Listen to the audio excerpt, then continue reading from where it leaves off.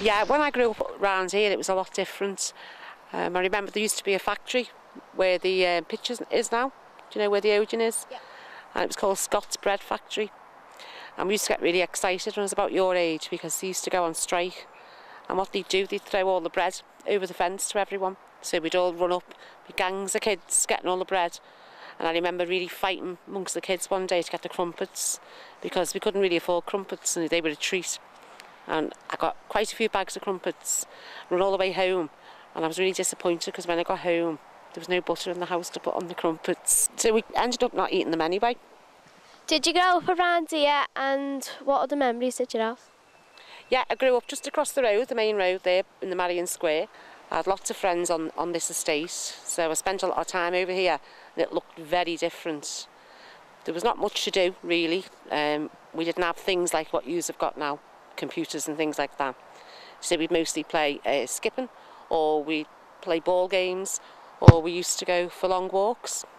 What other things did you do to entertain yourself? We used to go to Sefton Church because where the northern perimeter road is now, that wasn't there when I was a kid. It was just all farmers' fields. The church that we actually worshipped in was called St Benet's Chapel, which is still there now, but they don't use it. They built a new church. We were always told that in St Benet's Chapel there was an underground tunnel that went all the way to Sefton Church.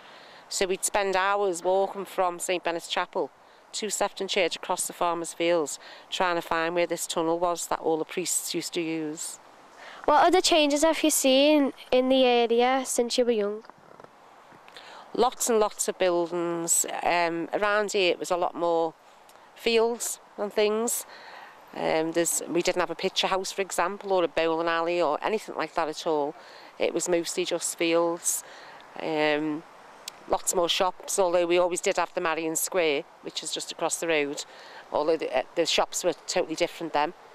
I mean, in that small row of shops, there's about 5 banks alone. There's not one now. They've all been replaced by betting shops now, or off licences, so that's a huge change. Just a change in society, I think. We have heard lots of reasons why the estate is called Dodge. Why do you think it is?